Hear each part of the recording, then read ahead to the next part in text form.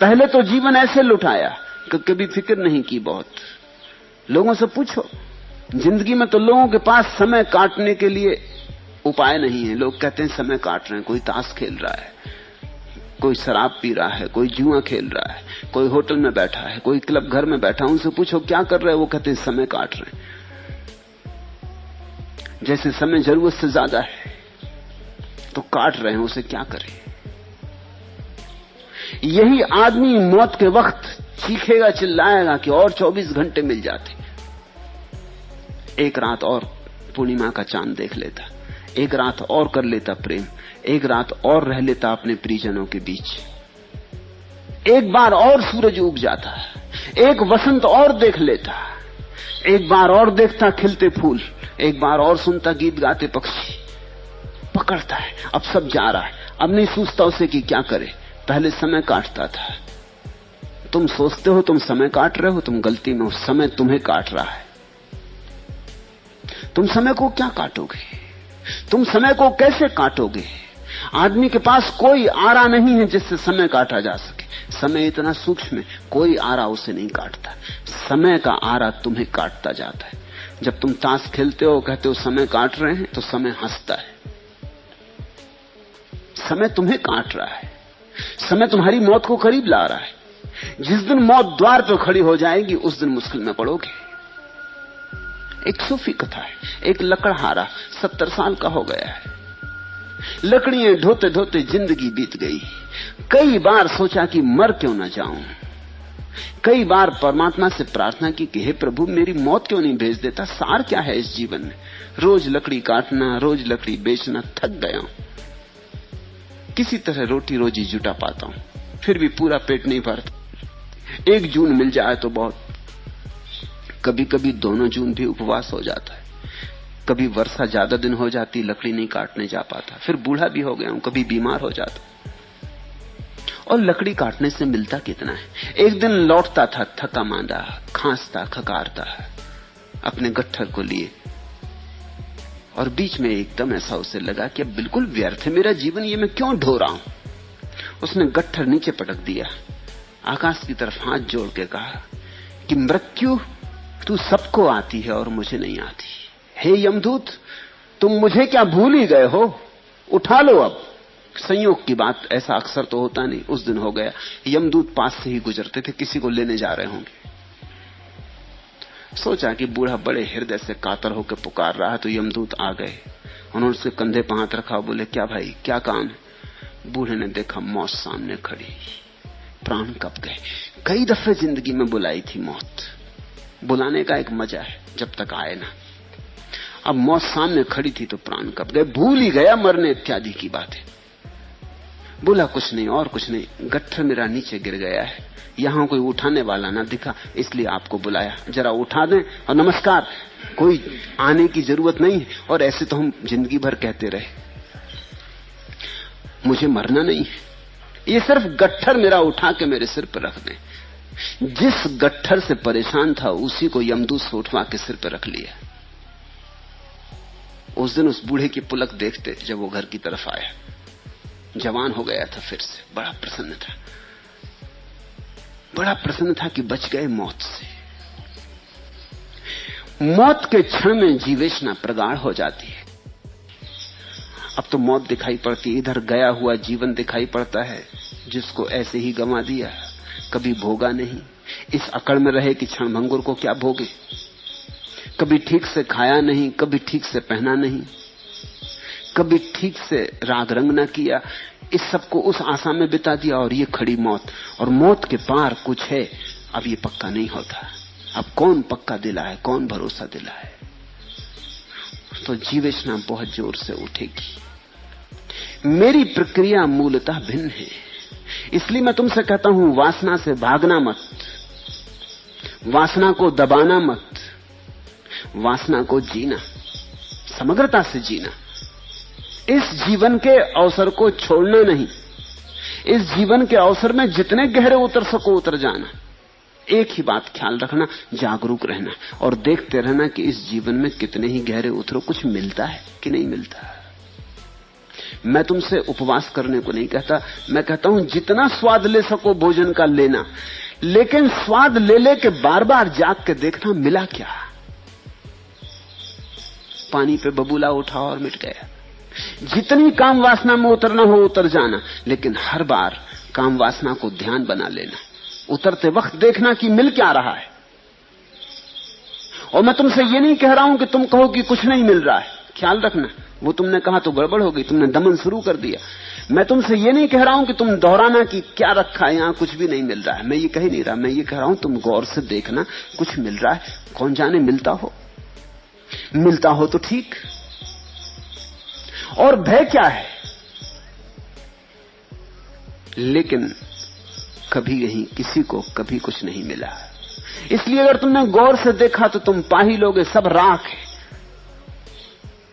ये जो राख की अनुभूति है, ये सारे जीवन पर तुम्हारे राख का जो अनुभव होगा, यही तुम्हें कह देगा इस जीवन में कुछ भी नहीं। फिर मौत आएगी तो तुम डरोगे क्यों, भयभीत क्यों होगे? जिस जीवन में कुछ था ही नहीं, अगर वो जाने लगा तो पकड़ने की क्या बात है। हम पकड़ते इसीलिए हैं कि हम ठीक से देख नहीं पाए कि जीवन में क्या है। एक लड़का सिर्फ दही ही दही खाता था, सब समझा बुझाकर हार गए। साधु सन्यासियों के पास ले जाया गया, उसने एक न मानी। जितना समझाते उतना उसका दही में रस बढ़ता जाता, जो कि बिल्कुल स्वाभाविक है। करो निषेध, रस बढ़ता है। किसी को कह दो इस दरवाजे के भीतर झांक के मत देखना, फिर मुश्किल हो जाती, फिर झांक के देखना ही पड़ता। आखिर आदमी आदमी है, उत्सुकता जगती।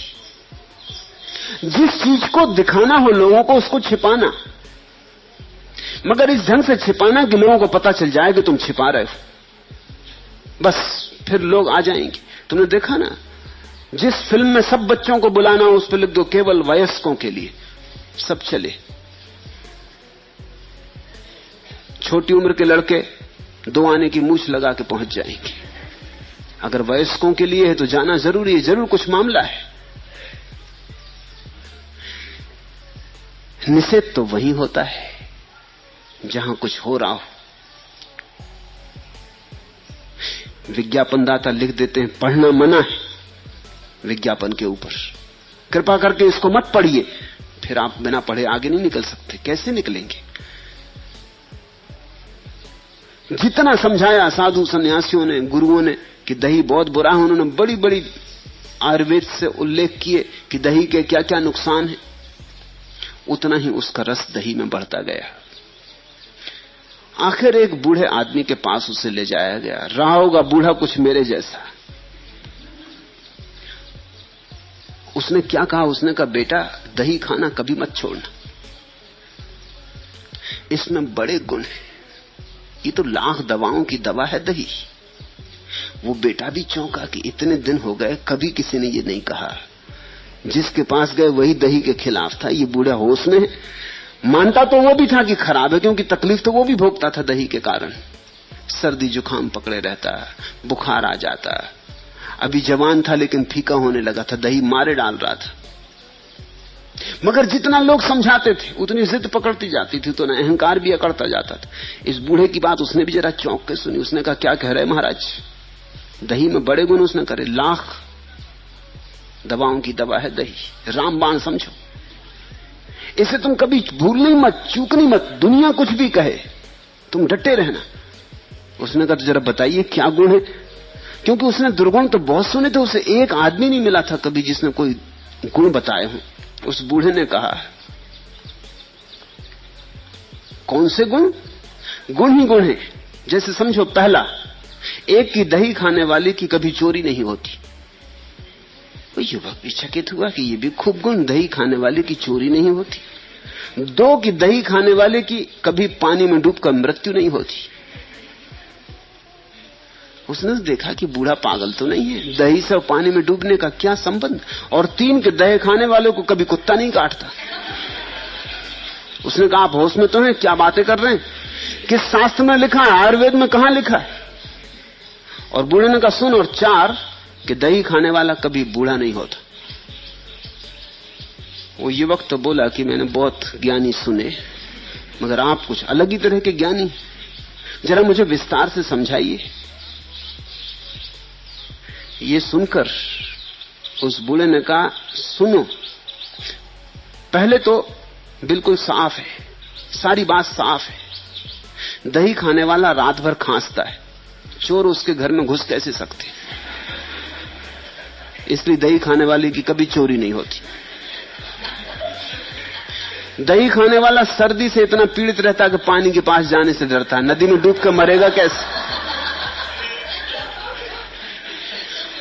और दही खाने वाला इतना कमजोर हो जाता है कि लाठी टेक टेक के चलता, कुत्ता उसको काटेगा कैसे? और दही खाने वाला जवानी में मर जाता, बूढ़ा होगा कैसे? तू बेटा खूब दही खा। कहते हैं उसी दिन उस युवक का दही खाना छूट गया। मैं भी तुमसे यही कहता हूं, खूब दही खाओ, न तुम्हारी चोरी होगी, न कुत्ता तुम्हें काटेगा, न पानी में डूब के मरोगे, न तुम बूढ़े होगे।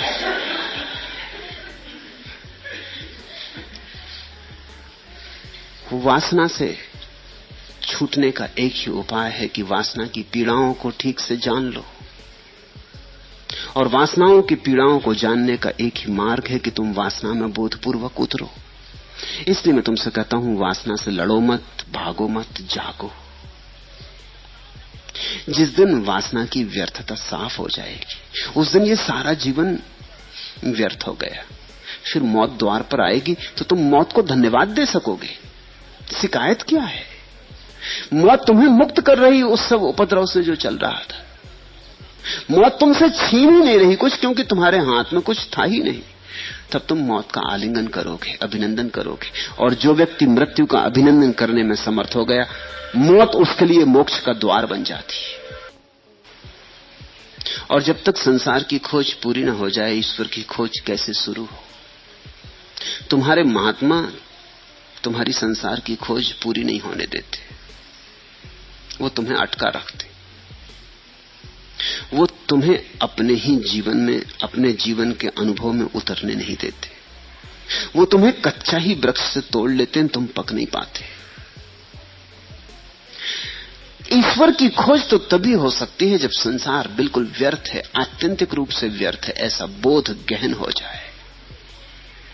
जब तुम जान लो कि संसार में कुछ भी नहीं है, तभी तो तुम किसी और संसार की खोज पर निकलोगे। जब तक तुम्हारा मन यहां अटका है, जब तक तुम्हें लगता है शायद कुछ हो ही, अभी मैंने पूरा खोजा कहां, अभी मैंने पूरा देखा कहां, अभी बहुत काने कोने अभी अनखोजे रह गए हैं, अभी बहुत सी गलियां अपरिचित रह गई हैं।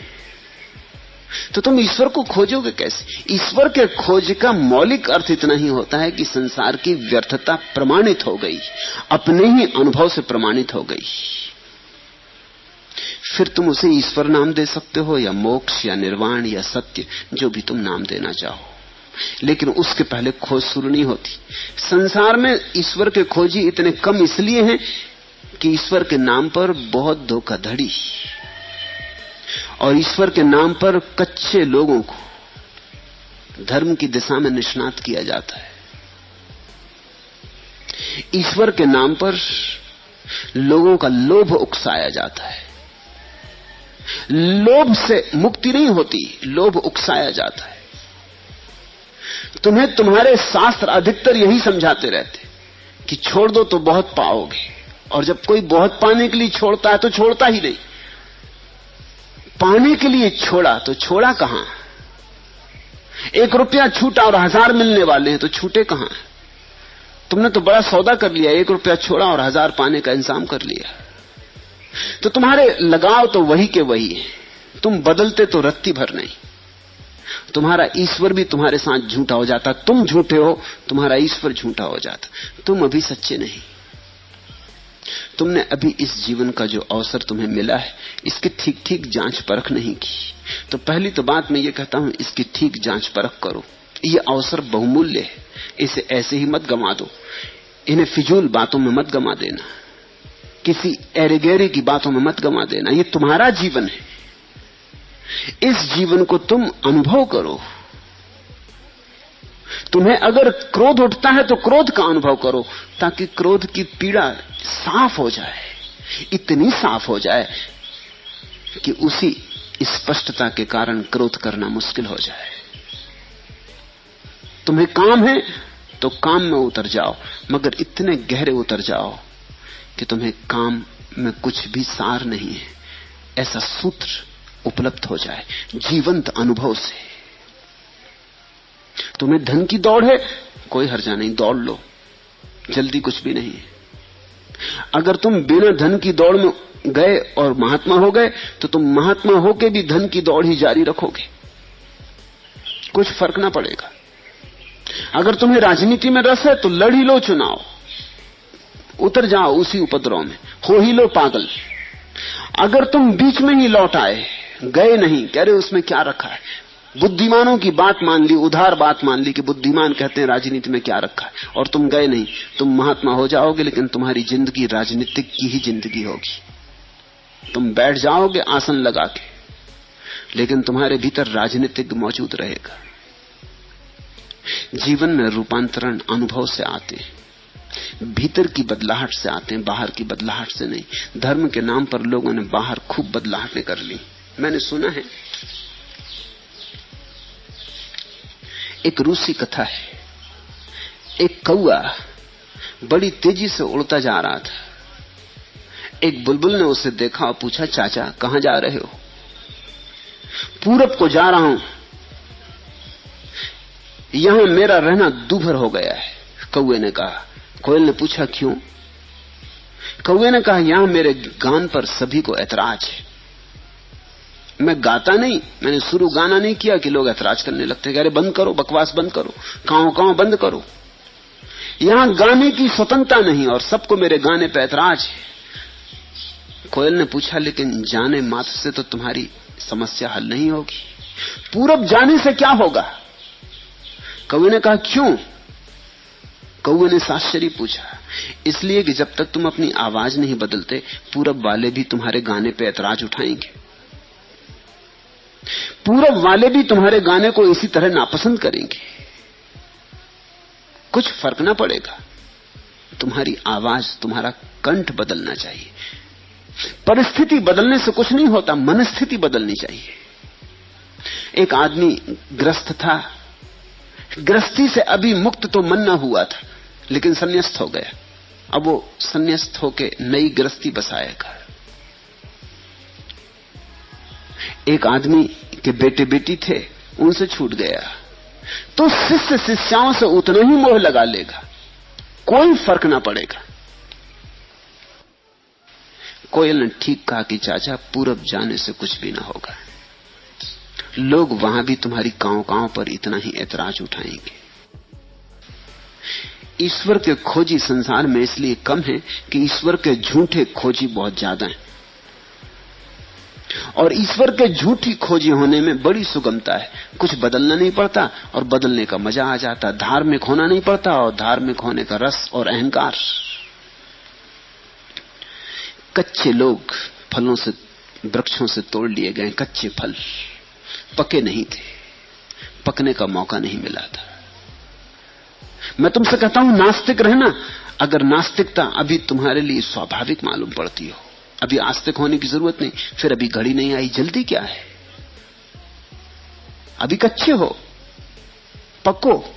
जिस दिन नास्तिकता अपनी ही समझ से गिर जाए और जीवन में स्वीकार का भाव उठे, उसी दिन आस्तिक बनना, उसके पहले मत बन जाना। नहीं तो झूठा आस्तिक सच्चे नास्तिक से बदतर हालत में हो जाता है। सच्चा नास्तिक कम से कम नास्तिक तो है, सच्चा तो है, कम से कम जो भी उसके भीतर है वही उसके बाहर तो है। अधिकतर लोग भीतर से नास्तिक हैं, बाहर से आस्तिक हैं। मंदिर में जाते हैं, सिर भी झुकाते, मस्जिद में नमाज भी पढ़ाते, और भीतर न नमाज होती, न सिर झुकता, न प्रार्थना उठती। भीतर तो वो जानते हैं कहां रखा परमात्मा इत्यादि, मगर ठीक है, औपचारिक है, कर लेने से लाभ रहता, लोग देख लेते हैं, धार्मिक है, दुकान अच्छी चलती, लड़की की शादी करनी, बेटे को नौकरी लगवानी।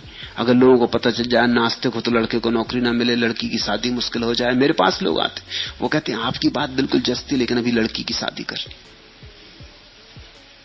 अभी बेटे को नौकरी लगवानी, अभी जरा ठहरे, आपकी बात बिल्कुल जस्ती, मगर जरा पहले हम निपट लें, नहीं तो झंझट होगी, असुविधा होगी खड़ी।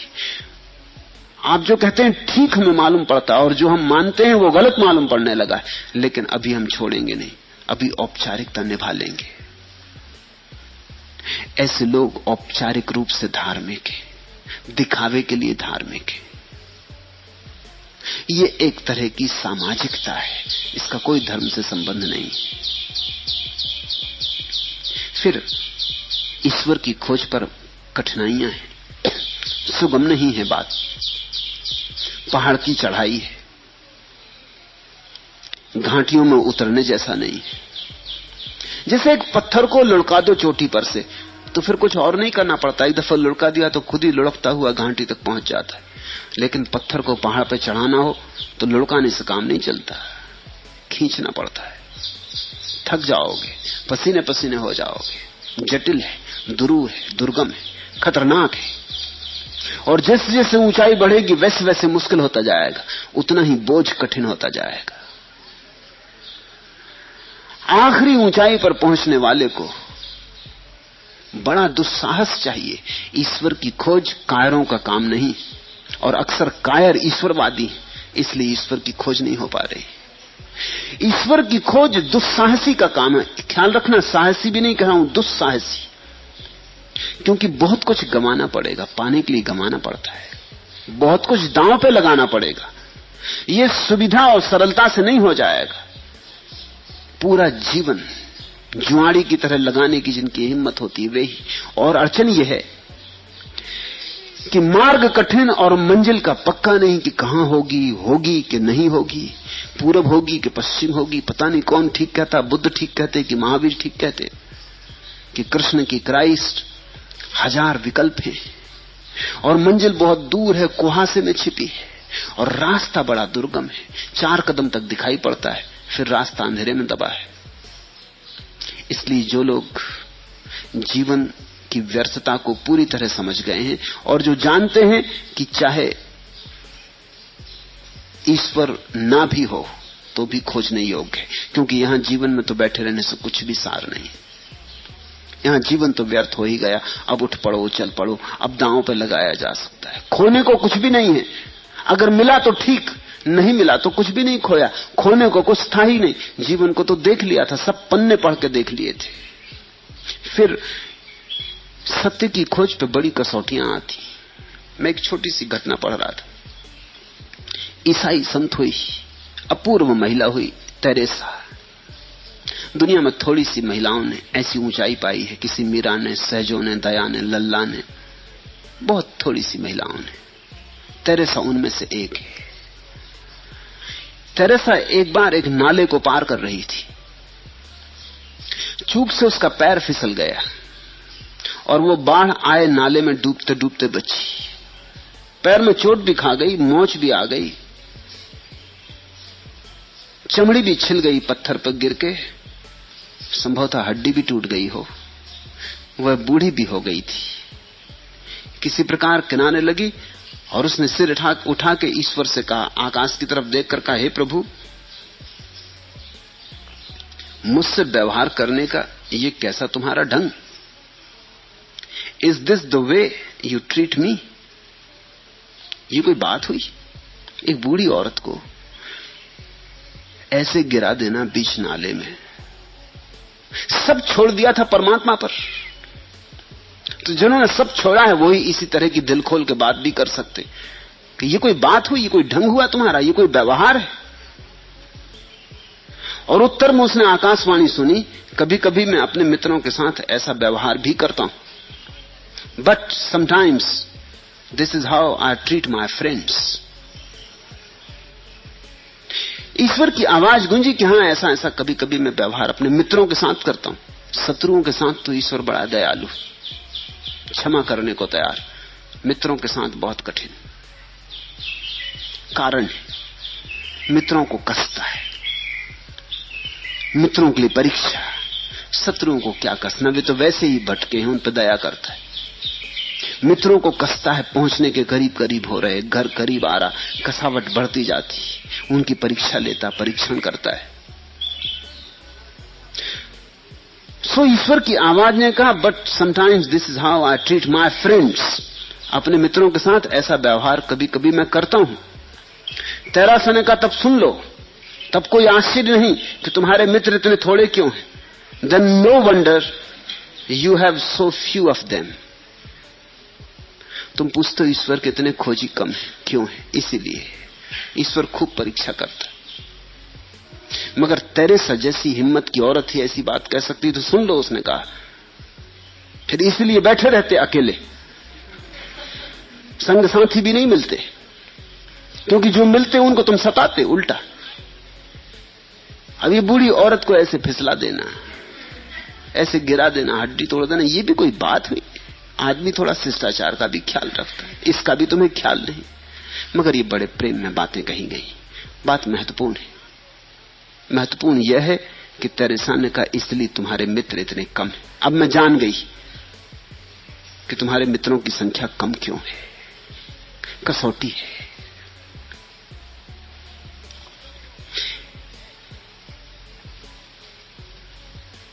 हजार में एक भी ईश्वर का खोजी हो जाए तो बहुत, लाख में एक पहुंच जाए तो बहुत, हजार में एक आध खोज पर निकलता है, लाख में एक आध पहुंचता है। तुम हजारों में से एक बनो, चुनौती स्वीकार करो। तुम लाख में से एक बनो, क्योंकि उसी अद्वितीय अनुभव से जीवन तृप्त होता है, संतुष्ट होता है। ईश्वर के बिना कोई तृप्ति नहीं, सत्य के बिना कोई संतोष नहीं।